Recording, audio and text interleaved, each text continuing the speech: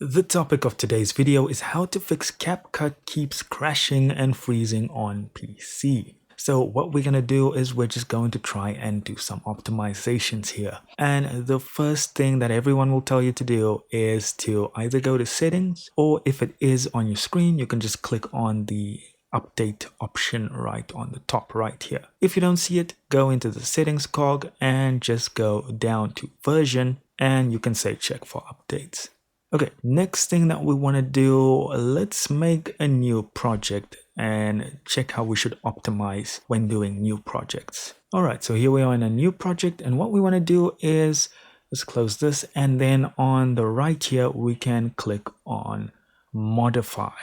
Now in here, the main thing that you want to check is your frame rate. Have it at 30 FPS, but it's always good to have it at whatever the actual video you're importing it to's frame rate is. Generally, CapCut will sort this out by itself though for most light video editing is 30 FPS.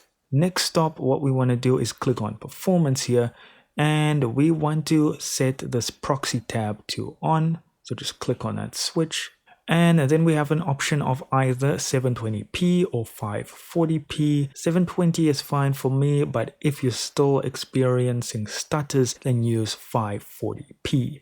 And when you're done here, all you need to do is hit save. So I've dropped in a random video here, and you'll see on the left of the video name, it now says proxy. Next thing we want to do is on the playback window, click here where it says full, and we can change the playback quality as well to low or medium if need be. And that'll definitely stop CapCut from crashing and freezing on your PC, because it will actually be able to work with the project settings. Thank you so much for watching. Do consider liking and subscribing, and I'll see you in the next video.